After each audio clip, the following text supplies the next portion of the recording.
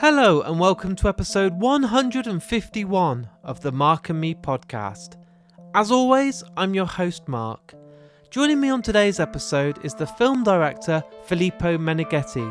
We get to sit down and talk all about his brand new film, Two of Us. This for me is one of the most beautiful films I've seen this year. The storytelling, the acting and everything about it is an utter masterpiece and tells the story of pensioners Nina and Madeline and how they have their secret love for each other for many decades and how their relationship and love is tested to the ultimate level. You know by now I'll never spoil a film for anyone. Anyone that tunes in to this podcast, I like to basically help you make that choice to then go and watch the film for yourself. But I'd never ruin it and tell you more about the story that would give anything away. But this film is absolutely stunning and I urge you all to go and check it out. But before we get to today's episode, I do like to touch base, and on the big episode of 150, I was joined by Jared Gilman, the main star of Moonrise Kingdom. For me, Wes Anderson's finest ever film, an absolutely amazing interview and a perfect way to celebrate the big 150. Thanks so much for everyone that tuned in. Since the podcast went out, so many Wes Anderson fans have contacted me on Twitter and Facebook and emailed me, telling me just how much they love the fact that Jared opened up so much, told you what it's like to be on set with such a genius like Wes Anderson, and telling everyone so much more about the film industry and what it's like to create these films with Wes Anderson. So again, thanks to everyone for tuning in. I am so grateful for you all listening, and now it's time to get to today's episode. I'm joined, as I said, by the amazing film director Filippo Meneghetti. I'm so glad he's joined me today and I can't wait for you to hear the interview. So here's me and Filippo talking all things Two of Us. So Filippo, thank you for joining me today on the Mark and Me podcast. Thanks for having me. What I want to do today, Filippo, is take it right back to the early days and when you were growing up. Was it at a very young age that you loved film, or was it a bit later in life? Well, I guess it was not so early. I come from a family with no film lovers or so or whatever, and then Yeah. I kind of came across film when I was about, I guess, 17 or 18. I was kind of a difficult kid, and I had, two people that were very important for me that kind of started to hand over to me VHS cassette, on video cassette of wonderful filmmakers. And it was kind of, a moment in which you realize that you might do something with your life and that can be cool. and that was the way I started to have an interest in filmmaking. And can you remember those early films that maybe were on VHS that you watched that you remember being so good and so kind of just that blew your mind and took you to a new place? Oh, so many. And, it might sound, but I guess the opening sequence of Wild Strawberry Yeah. Was the moment at 17 years old, which you goes like, mind blowing completely. And you realize that, yeah, there are some wonderful things out there and you should get a look at it. And you said that your family aren't from a movie background or anything like that. So your parents were they supportive, or were they kind of asking you to study a more academical sort of degree or anything like that? Or were they fully behind you in wanting to be a filmmaker? Well, I guess, they were doubtful, I guess, Yeah, since, for them was very, it was a very strange choice, very out of their ideas about what you should do in life. yeah. But not against. I did my own way, the way I wanted, and anyway I left home, and that was it. But they were supporting the way they could, and yeah. And at what point did you think that you could actually make a career from it and want to do that, full time? Was there a point where you were working in maybe a normal job or working as in a different company that you were starting to think, look, I can't do this. I need to make films. This is not the life for me. I have to do something creative and be a filmmaker. To be honest, for me, it's funny. I never had the feeling that I made any choice. Yeah, Kind of. I did many different jobs to make out a living, of but then I course. always tried to to get to filmmaking at my own pace, and I did study other things. I did study anthropology in university. So, but and why? And I've been working for other people. I mean, I did any possible things on a movie set, Yeah. and at a certain point. But I always had this feeling that that could be. It always looked very close and very far at the same time. The possibility of actually doing it, actually being a filmmaker, make my Yeah. own film. And I guess the first moment in which I really thought, oh, that might work out at the end, it was with my very first short, which was, you know, very, very low budget. Um, I went to Angers, Premier Plan. It's a festival, it's a film festival Okay. in Yep. France, which is wonderful. And suddenly I'm in a film festival and there are 1,300 people in the room watching my film, and Jean Moreau is in the room. Wow. And at the end of the film, she came up and say hi to me, and I was like, "Oh, what? This is crazy!" You know, I never thought that that could be happening for a short then, and yeah, I think that that was that night I didn't sleep. I remember No. that, Were you sitting there kind thinking, of pinching yourself? yeah, and I'm thinking maybe at the end it could be working out, but and I was already like 32, Yeah. 31, 30. So did you kind of teach yourself the process of filmmaking? Were you studying and going to film school, or was it all just down to yourself and learning on the job and getting on film sets and asking people questions all the time and trying to get as much information as you could? I did both. Yeah. I did study and then I did work and then I did ask a lot of things. But that Yeah. was, I remember my very first movie set were in New York on independent film, short film, Yeah. student film, and I was I guess I remember people were kind of it was probably funny for them because I was asking questions all the time, you know, Yeah. wanted to touch the camera, touch this, touch that, how does it, and because you know it feels, you know, I just love it, you know, and I guess that's the fool, you know, you really love it, and I really love it. I mean, I'm never unhappy on a movie set. No, That cannot happen. I mean, I can be very stressed. I can of be course. I can be under a lot of pressure and tension and tired, but as soon as I see the camera and you say roll camera, then I'm happy. It's crazy. And you discussed then about how you started on a short and, it did very well. You got to a film festival, you got high praise. At that point, that's the moment you kind of clicked and thought, I can do this. I can try and make a career. I can really go ahead. After that short, did you feel a lot of pressure to try and then top that and try and capture that? Because when it's your first film, your heart, your soul, everything goes into it. How did you accomplish then bringing out another movie to follow that and kind of still achieve such high expectations? You know, I didn't at that time because for me, anyway, the goal was the feature.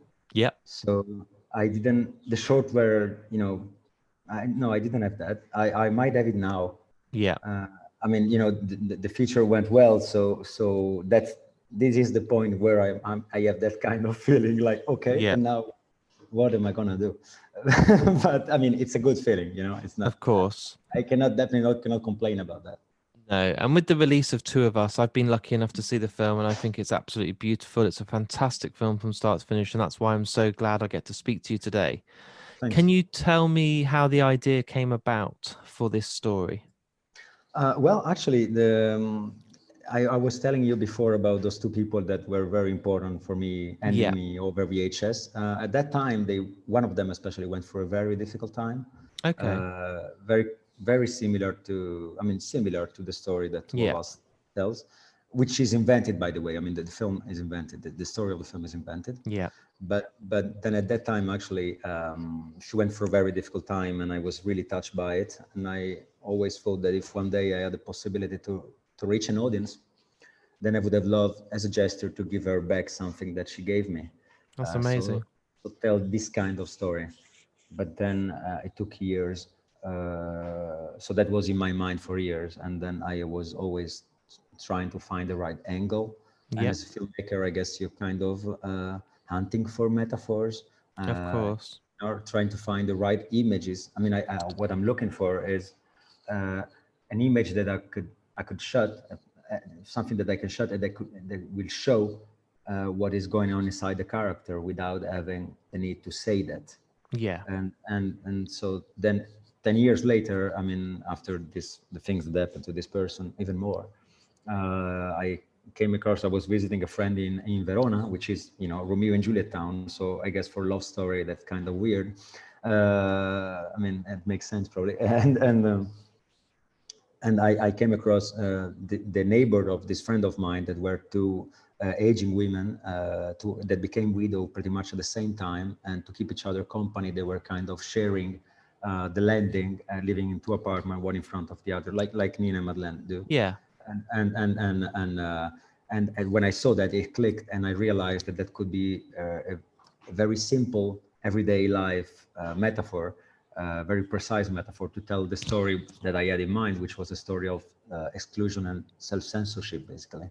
I mean, also, but I mean, probably was the biggest issue. It's such a powerful story, and the character development is so crucial. And when you were with these actresses, how did you kind of develop these characters and have the conversations with them to show this? Because it's so crucial that they got this right for the story, wasn't it? Oh yeah, if the two characters don't work, the film will not work, and if you don't believe to their love story, the film will not work. That was for sure. Yeah. So, but the characters, I wrote the film with Marisol Bovarasmi, and we wrote it for 5 to 6 years. So there was a huge path and a huge. We had a lot of time to to think about the characters, and Barbara and Martin were involved kind of halfway through the financing process, and so I started to hang out with them when it was possible because Barbara lives in New York, so whenever she was in Europe, we were meeting, and Martin lives in Paris, so that was easier. And kind of hanging out with them, I started to about them also as as persons. Yeah. And we kind with Malison, I was going back to Malison, and we kind of started to shape characters towards the kind of energy that I was seeing coming Yeah. from Barbara and Martin, and that was very interesting to do that. And then, of course, you know, such actresses bring so much to a character, you know, on so many different levels, and but that is for sure. Character development was an important thing, and also the character that was harder to develop was Madeleine's daughter, Yeah. Anne, which is played by the wonderful Lea Drucker, and that was tough to do because at the same time you have to have a character that will get empathy from the audience while she does kind of hard bad things throughout the film. Of uh, course. and that nuance, that kind of balance was very hard to write first and to play for Lea after that. And luckily I had the chance to work with such a smart and precise actress like Lea. And how did the audition process go and the writing of these characters? Because obviously you said then for years you'd had these people in mind. You knew how good they were on screen. The chemistry was absolutely incredible. I believed in the story. I believed in their love. But how did it go about auditioning for the daughter's part? Because like you said, it's such a crucial part to the story. To be honest, we did an audition. I know Lea's work. I saw her Yep. in a couple of French films. Yep. And I first time I saw her, I was starting to write the character. I wasn't even writing the character. I was thinking about the character. It was Okay. even before. And I saw this actor on screen. I said, "Oh, she's perfect for what I, you know, that kind of moment." And then You just knew. we met, and she have read the script, and you see, I think it sometime there's something very clear suddenly, and you realize that the person will be touching the right chord, will be the right Definitely. person. And as well, you know, first time I met Martine, uh, she actually, just the look of her in person, she reminded me of somebody that was very important for me. You know, it's like that. We sat for a coffee, and before we started to speak, I said, sir, and it's kind of, you know, I think I'm really I think you know, acting is kind of mysterious, you know, and it's a lot of work, but there's also, of course, and talent and everything. Of course. But the relation between the actors and the character, it's something quite mysterious, and I really cherish that and look for that kind of thing to happen. Maybe it was meant to be. Maybe just because the look and everything, it was just always going to happen. It was probably just the right time. You will never know, Yeah, and at the same time, I guess that's interesting. You have to believe your own feeling. of course. You have to trust your guts or something like this. Yeah, If you feel it, then you have to trust your feeling, because it is an act of uh, faith and desire, I guess, to make a film. You have to trust your own thing, because you're going to go through tension and stress, and you never have enough time. And then, I mean, it was my first feature, and sometimes you're going on set in the morning and you say, gosh, all these people are here, and all this money are spent on this fact that I have an idea. That's crazy. And so you have to say, okay, no, it's okay. I know what I'm doing. I will go this way. and how did you find the pressure on such a big feature with a budget that's so much larger and everything is on such a bigger scale than obviously the shorts you used to do? So, did you find the pressure too much at times, or were you just so in focus, so involved, and were you just kind of captivated in the moment that you didn't even have time to think about what was happening around you? To be honest, you have so many other problems. Yeah. Yeah. The film was actually very short on budget, so Yeah. you never have enough time. We have 30 days shooting, so uh, and so many problems, really. So you don't have time to No. think about anything else. Then, okay, what are we shooting now? Okay, how are we gonna sort this out? And this is taking 24 hours of your attention, to be honest. I mean, you dream of it. So I Yeah. mean, you go to sleep and you still dream about the thing that you're doing, the film, and it's never ending. But I love the thing. I mean, it's kind of, it is a true addiction. That this might not be good for your health, but it's still good. Yeah, of so course. And so if you get so much from it and you enjoy it so much, and you said you can't stop, it's part of you, it's in your blood, it's in your way that you breathe, then I'm the same with the podcast. It's what I want to do. If I'm still editing at 4 o'clock in the morning, I will continue to do it because it's what I'm doing. It's what I love.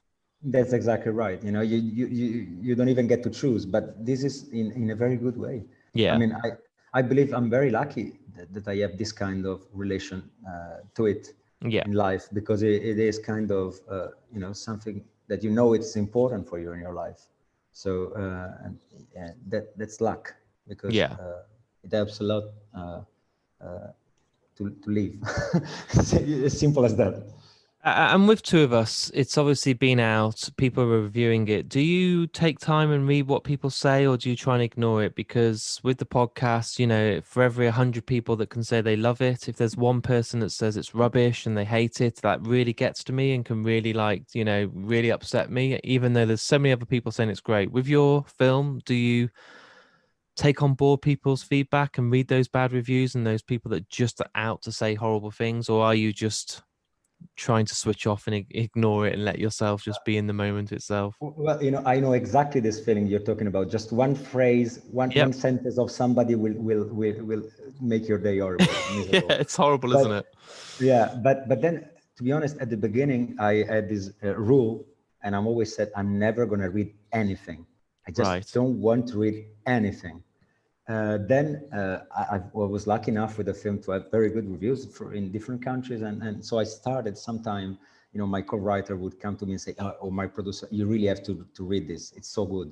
You have to read this." And so what I'm doing is sometime when I know it's very good, I read it just to have a better day. But but then I try to avoid to read too much. And if it happens that I read something that is by chance, or just because you are on the internet, and I read that, then yeah, I don't like it, but it is what it is, and you try to to avoid to think about it, which is impossible. It's not And, easy. and no, Yeah. it's not easy. But then I really believe I shouldn't read, because I think also going forward, uh, you know, it is it can be more pressure, to. Of course. And now that the film's finished, it's all done, it's released, what's next for you? Have you got already in mind what you want to be working on? Are you already working on something as we speak? Are you writing? Are you producing? Are you directing? How is it looking in the next couple of years for you? Well, I had actually, through the pandemic and everything, the journey of this film was amazing and really unexpected. So I had a lot of promotion Yep. to do. At first was traveling, and then it became virtual. But I had a lot of, it was actually taking a lot of time, much Yeah. more than when I ever imagined. And so I wasn't able to work on something new, even if I wanted, because it's difficult to imagine the next film when you're still talking about the previous one. Of course, yeah. You don't let go, and it's something strange. And right now, I have several ideas, and I'm trying to figure out, also, I hope I learned some lesson on two of us, and to make a better film next. But I'm really trying to figure out, also with all the things that happened last 2 years with the pandemic and everything. I'm really trying to figure out what is the right project, what is the right story, the right angle on the right story, and Yeah. how can I get to do something that will resonate with our times. It doesn't mean that it has to be something on a social issue or the pandemic. I'm not speaking about that, but Of course. trying to read the air somehow. I don't know if that Yeah. makes sense, No, I but understand. I really feel that I need to find the right vibration for me as well Yep. before, because I know two of us told me that making a feature will take so much out of me, and that I really need to have a strong belief in what I do, what I will do next. So I'm kind of on that stage now. I'm trying to look for the right thing to do, which is great. I mean, And what advice do you give to people that are listening today that want to get into the film industry and become a director or a writer like yourself? It's a hard world to get into, isn't it? oh yeah, that's for sure. To be honest, I mean, I wasn't into it at the beginning at all, No. so I know that it is difficult.